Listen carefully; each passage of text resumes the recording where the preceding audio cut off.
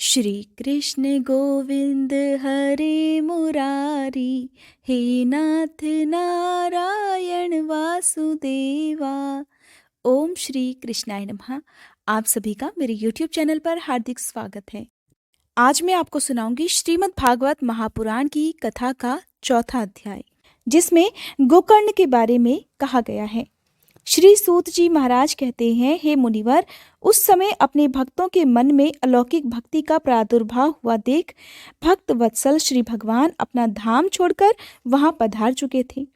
उनके गले में वनमाला शोभा पा रही थी। श्री अंग सजल जलधर के समान श्याम वर्ण था। उस पर मनोहर पीताम्बर सुशोभित हो रहा था। कटी प्रदेश करधनी की सुंदर लड़ियों से सुसज्जित था। सिर पर मुकुट की लटक और कानों में कुंडलों की झलक देखते ही बनती थी। वे त्रिभंग ललित भाव से खड़े हुए मन को चुरा ले रहे थे। वक्ष स्थल पर कौस्तुभ मणि चमक रही थी। सारा श्री अंग हरिचंदन से चर्चित था। उस रूप की शोभा के बारे में अब क्या कहें। उनके उस रूप ने तो मानो करोड़ों कामदेवों की रूप माधुरी ही छीन ली थी। भगवान के नित्य लोक निवासी लीला परिकर उद्धव आदि वहां गुप्त रूप से उस कथा को सुनने के लिए आए हुए थे। प्रभु के प्रकट होते ही चारों ओर जय हो की ध्वनि गूंजने लगी। उस समय भक्ति रस का अद्भुत प्रवाह चलने लगा।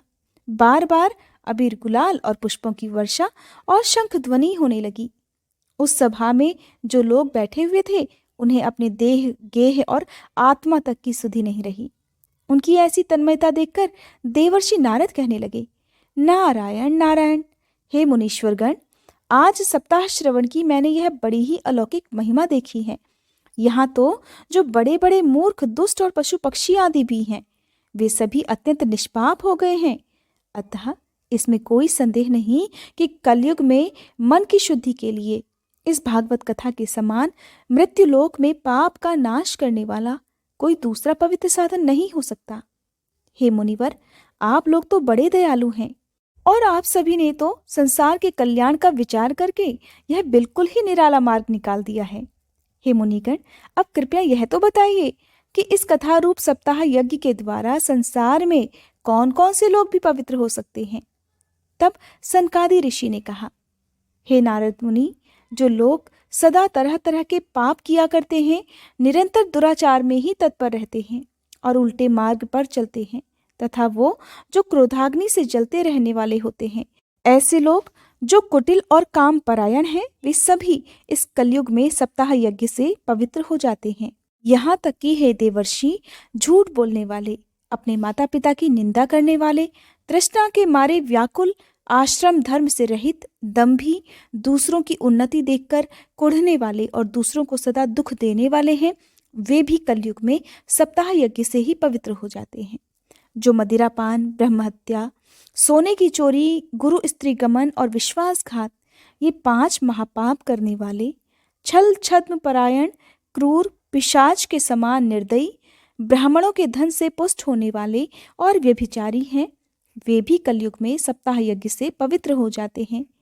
जो दुष्ट आग्रह पूर्वक सर्वदा मन, वाणी और शरीर से पाप करते रहते हैं, दूसरों के धन से ही अपना भरण पोषण करते हैं तथा मलिन मन और दुष्ट हृदय वाले हैं, वे भी कलयुग में सप्ताह यज्ञ से पवित्र हो जाते हैं। हे देवर्षि, अब हम तुम्हें इस विषय में एक प्राचीन इतिहास सुनाते हैं। उसके सुनने मात्र से ही सब पाप नष्ट हो जाते हैं। हे नारद मुनि, पूर्व काल में तुंगभद्र नदी के तट पर एक अनुपम नगर बसा हुआ था। वहां पर सभी वर्णों के धर्म के लोग अपने अपने धर्म का आचरण करते हुए सत्य और सत्कर्मों में तत्पर रहते थे। उस नगर में ही समस्त वेदों का विशेषज्ञ और श्रौत श्रमात कर्मों में निपुण एक आत्मदेव नामक ब्राह्मण रहा करता था। वह साक्षात दूसरे सूर्य के समान तेजस्वी प्रतीत होता था। वह धनी होने पर भी भिक्षा लेकर अपना जीवन याचन करता था। उसकी प्यारी पत्नी धुंधली, कुलीन और सुंदरी होने पर भी सदा अपनी बात पर अड़ जाने वाली थी। उसे लोगों की बात करने में बड़ा सुख मिलता था। स्वभाव उसका बहुत क्रूर था। प्रायः कुछ न कुछ बकवास किया करती थी, दूसरों की बुराई करती थी, लेकिन गृह कार्य में बड़ी निपुण थी, कंजूस थी और थी थोड़ी झगड़ालू भी। इस प्रकार ब्राह्मण दंपति बड़े प्रेम से अपने घर में रहते और विहार किया करते थे। उनके पास अर्थ और भोग विलास की सामग्री बहुत सारी थी। घर द्वार भी बड़े सुंदर थे, परंतु उससे उन्हें बिल्कुल सुख नहीं मिलता था। जब उनकी उम्र ढलने लगी, तब उन्होंने संतान के लिए तरह तरह के पुण्य कर्म करने शुरू कर दिए। वे दीन दुखियों को, गौओं को पृथ्वी, सोने और वस्त्र आदि का दान करने लगे थे। इस प्रकार धर्म मार्ग में उन्होंने अपना आधा धन समाप्त कर दिया। तब भी उन्हें किसी पुत्र या पुत्री का वरदान नहीं मिला, यानी कि उन्हें संतान सुख नहीं प्राप्त हुआ। इतने धर्म के काम करने पर, इतना दान देने पर, जब उसका आधे से ज्यादा धन भी खत्म हो चुका, तब वह ब्राह्मण अब बड़ा परेशान रहने लगा। हर समय चिंता में दुखी रहने लगा। एक दिन वह ब्राह्मण देवता बहुत दुखी होकर घर से निकलकर वन को चल दिया। वन की तरह पैदल ही चलता जा रहा था। चलते चलते दोपहर हो गई। अब उसे जोर की प्यास लगने लगी। पानी के लिए वो एक तालाब के किनारे आ गया। अब संतान का अभाव था और ये बहुत भारी दुख भी उसके जीवन में था। तो इस दुख ने, चिंता ने उसके शरीर को बहुत सुखा दिया था, बहुत कमजोर बना दिया था। इसलिए थक जाने के कारण वह जल पीकर वहीं धरती पर ही बैठ गया। थोड़ी देर बीती थी कि वहां पर एक सन्यासी महात्मा पहुंच गए। जब ब्राह्मण देवता ने देखा कि वे जल पी चुके हैं, तब वह उनके पास गया और उनके चरणों में प्रणाम करने के बाद उनके सामने खड़े होकर बड़ी लंबी लंबी सांसें लेने लगा। वो सांसें दुख भरी सांसें थीं। तब सन्यासी ने पूछा, कहो ब्राह्मण देवता, रोते क्यों हो? तुम्हें ऐसी क्या भारी चिंता है? तुम जल्दी ही मुझे अपने दुख का कारण बताओ। हो सकता है मैं तुम्हारा दुख दूर करने का कोई उपाय बता सकूं। तब ब्राह्मण ने कहा, हे महाराज, मैं अपने पूर्व जन्म के पापों से संचित दुख का कैसे वर्णन करूं? अब मेरे पितर मेरे द्वारा दी गई जलांजलि के जल को अपनी चिंता जनित सांसों द्वारा कुछ गर्म करके पीते हैं। देवता और ब्राह्मण मेरा दिया हुआ प्रसन्न मन से स्वीकार ही नहीं करते। संतान पाने के लिए मैं इतना दुखी हो गया हूं कि मुझे चारों तरफ केवल वीरान ही वीरान नजर आता है। मुझे कोई सुख नजर नहीं आता। अब मैं अपने प्राणों का त्याग करने के लिए ही यहाँ आया हूँ। जिसे संतान नहीं, उसे जीने का भी कोई अधिकार नहीं। संतानहीन घर को भी धिक्कार है, संतानहीन धन को भी धिक्कार है, और संतानहीन कुल को भी धिक्कार है। मैं जिस गाय को पालता हूँ वो भी हमेशा बांझ ही हो जाती है। मैं जो पेड़ लगाता हूँ उस पर भी कोई फल फूल नहीं लगता। यहाँ तक कि मेरे घर में जो फल आता है वो भी बहुत जल्दी सड़ जाता है। जब मैं ऐसा अभागा और पुत्रहीन हूँ, तब फिर इस जीवन को रखकर अब मुझे करना ही क्या है? ऐसा कहकर वह ब्राह्मण बड़े दुखी मन से सन्यासी महात्मा के पास उनके चरणों में बैठकर फूट फूट कर रोने लगा। तब उन सन्यासी के मन में ब्राह्मण के लिए बड़ी करुणा उत्पन्न हुई, क्योंकि वे तो योगनिष्ठ थे। उन्होंने उसके ललाट की रेखाएं देखकर उसका सारा वृत्तांत जान लिया और फिर उसे विस्तार पूर्वक कहने लगे, हे ब्राह्मण देवता, अब तुम संतान सुख का मोह त्याग दो। कर्म की गति सबसे प्रबल होती है, इसलिए अब तुम विवेक का सहारा लेकर संसार की वासना भी छोड़ दो। हे ब्राह्मण सुनो, मैंने इस समय तुम्हारा दुख देखकर निश्चय किया है कि 7 जन्म तक तुम्हारी कोई भी संतान किसी भी प्रकार नहीं हो सकती। पूर्व काल में राजा सगर और अंक को संतान के कारण ही दुख भोगना पड़ा था। हे ब्राह्मण, अब तुम भी अपने परिवार को आगे बढ़ाने की आशा छोड़ दो। संन्यास में ही सब प्रकार का अब तुम्हें सुख प्राप्त हो सकता है। तब सन्यासी की बात सुनकर ब्राह्मण ने कहा, हे महात्मा जी, विवेक से मेरा क्या होगा? अब तो आप मुझे किसी भी प्रकार पुत्र दीजिए, नहीं तो मैं आपके सामने ही शोक मूर्छित होकर अब अपने प्राणों का त्याग करता हूँ। जिसमें स्त्री और पुत्र आदि का सुख ही ना हो, ऐसा संन्यास तो सर्वथा नीरस ही है।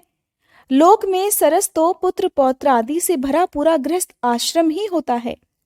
ब्राह्मण का ऐसा आग्रह देखकर उन तपोधन ने कहा, विधाता के लेख को मिटाने का हठ करने से राजा चित्रकेतु को भी बड़ा भारी कष्ट उठाना पड़ा था। हे ब्राह्मण, इसलिए देव जिसके उद्योग को कुचल देता है, उस पुरुष के समान तुम्हें भी पुत्र से सुख नहीं मिल पाएगा। अब तुमने तो बड़ी भारी जिद पकड़ रखी है कि चाहे कुछ भी हो जाए तुम्हें पुत्र चाहिए ही चाहिए। अब इस समय तुम मेरे सामने याचक के रूप में खड़े हुए हो, तो ऐसी दशा में अब मैं तुमसे क्या कहूँ? जब महात्मा जी ने देखा कि ये किसी भी प्रकार अपना आग्रह नहीं छोड़ने वाला, तब उन्होंने उस ब्राह्मण को एक फल देकर कहा, हे ब्राह्मण देवता, अगर तुम अपनी जिद नहीं छोड़ना चाहते तो ये लो, मैं तुम्हें एक फल दे रहा हूँ, इस फल को तुम अपनी पत्नी को खिला देना, इससे उसके एक पुत्र होगा। तुम्हारी स्त्री को 1 साल तक सत्य, शौच, दया, दान और एक समय एक ही अन्न खाने का नियम रखना होगा। अगर तुम्हारी पत्नी इन नियमों का पालन कर सकेगी तो तुम्हारे घर जन्म लेने वाला बालक बहुत ही शुद्ध स्वभाव वाला होगा। ऐसा कहकर वे महात्मा जी वहां से चले गए और ब्राह्मण अपने घर लौट आया। घर पहुंचकर ब्राह्मण ने वह फल अपनी पत्नी के हाथ में दे दिया और खुद वहां से कहीं चला गया। अब उसकी पत्नी तो बहुत कुटिल स्वभाव की थी। वो रो रोकर अपनी एक सखी से कहने लगी, सखी, मुझे तो बड़ी चिंता हो गई। मेरे पति ने कहा है इस फल को खाने से मुझे गर्भ ठहर जाएगा, लेकिन मैं तो ये फल बिल्कुल नहीं खाऊंगी। अगर मैं फल खा लूंगी तो मुझे गर्भ ठहर जाएगा। गर्भ ठहरेगा तो मेरे पेट का आकार भी बढ़ने लगेगा, फिर तो मुझसे कुछ खाया पिया नहीं जाएगा और इससे मेरे अंदर कमजोरी हो जाएगी। अब तुम ही बताओ, जब मेरे अंदर ताकत ही नहीं रहेगी तो भला मैं घर का काम धंधा कैसे कर पाऊंगी। अच्छा, ये सब बातें भी जाने दो। एक बात बताओ कि अगर गांव में डाकुओं ने आक्रमण कर दिया तो भला एक गर्भवती महिला कैसे भाग पाएगी। अगर सुखदेव जी की तरह ये गर्भ भी पेट में ही रह गया तो इससे बाहर कैसे निकाला जाएगा। और तो और कहीं बच्चे का जन्म होते हुए बच्चा पेट में ही टेढ़ा हो जाए तो फिर तो मुझे अपने प्राणों से ही हाथ धोने पड़ेंगे, और यूं भी प्रसव के समय बहुत भयंकर पीड़ा होती है। मैं ठहरी नाजुक, अब भला मैं ये दर्द कैसे बर्दाश्त कर पाऊंगी। अब जब मेरे अंदर शक्ति ही नहीं रहेगी, मैं खाना पीना भी ठीक से नहीं खा पाऊंगी और मैं कमजोर पड़ जाऊंगी तो मैं बिस्तर पर पड़ जाऊंगी। अब जब मैं काम काज करने के लिए उठ ही नहीं पाऊंगी तो मेरी ननद रानी आएगी, फिर तो ननद रानी भी कमजोरी का फायदा उठाकर मेरे घर का सारा माल पानी समेट कर ले जाएगी। अब भला एक बात बताओ, मुझसे तो सत्य, शौचादि नियमों का पालन होना भी बड़ा कठिन मालूम पड़ता है। कहते हैं जो स्त्री बच्चे को जन्म देती है उसे उस बच्चे के लालन पालन में भी बड़ा भारी कष्ट होता है। हे सखी, मेरे विचार से तो बांझ या विधवा स्त्रियां ही सबसे ज्यादा सुखी रहती हैं।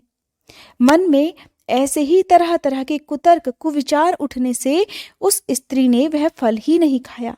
वापस आकर जब उसके पति ने यानी कि ब्राह्मण ने पूछा कि तुमने फल खा लिया, तब ब्राह्मण की पत्नी ने बड़ी चालाकी से उत्तर दिया, हाँ खा लिया। एक दिन उसकी बहन अपने आप ही उसके घर आ गई। तब उसने अपनी बहन को सारी बात सुना दी और कहने लगी कि मेरे मन में इस बात की बड़ी चिंता है। अब मैं इस दुख के कारण दिन प्रतिदिन दुबली होती जा रही हूँ। बहन, अब तुम ही बताओ मैं क्या करूं। तब बहन ने कहा, बहन, मेरे पेट में बच्चा है। एक काम करेंगे कि प्रसव होने पर वह बालक मैं तुम्हें दे दूंगी। तब तक तुम अपने घर में झूठ मूठ का गर्भवती होने का स्वांग रचना और बड़े सुख से रहना।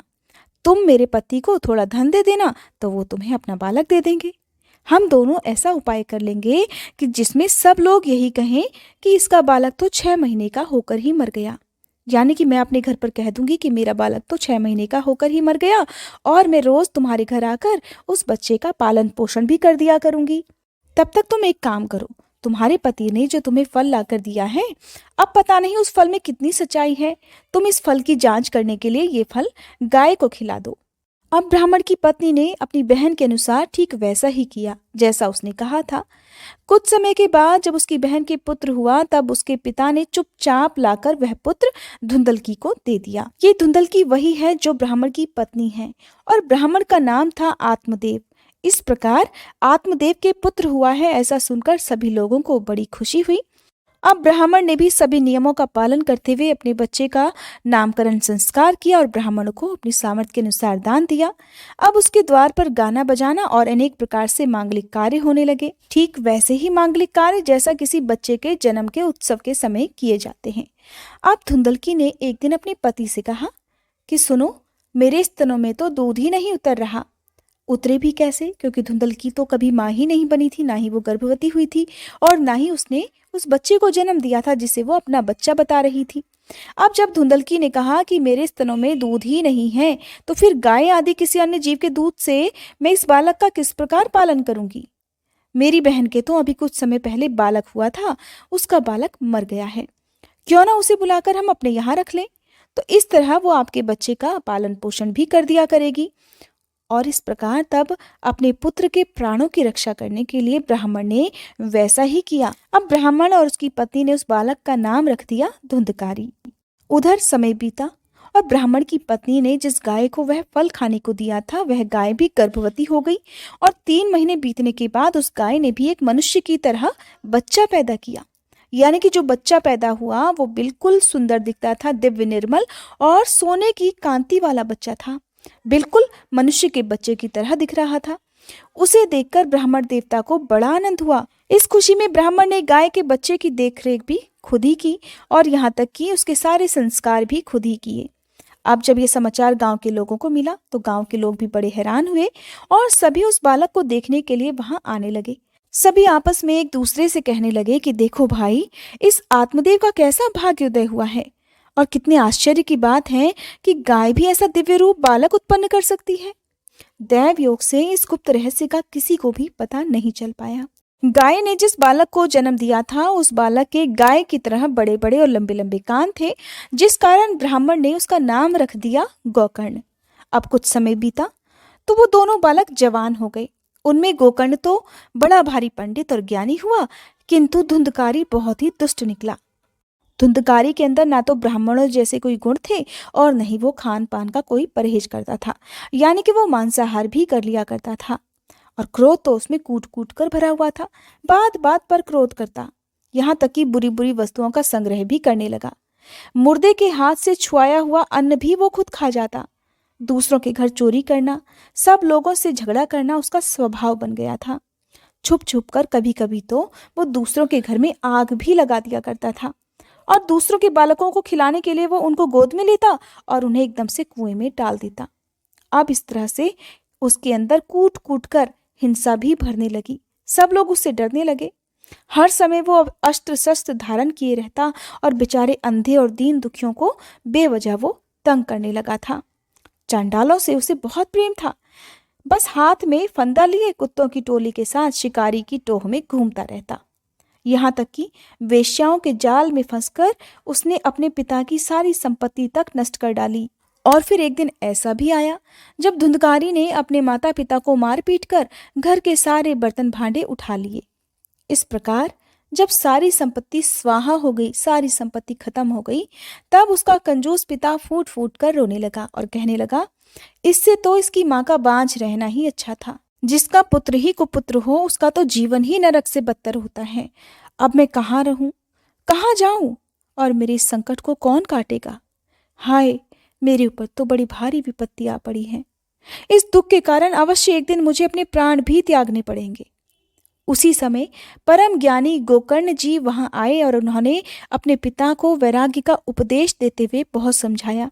गोकर्ण कहने लगे, हे पिताजी, यह संसार असार है, यह अत्यंत दुख रूप और मोह में डालने वाला है। पुत्र किसका, धन किसका, स्नेहवान पुरुष अब रात दिन दीपक के समान जलता रहता है। हे पिताजी, इस नश्वर संसार में तो कोई सुखी हो ही नहीं सकता।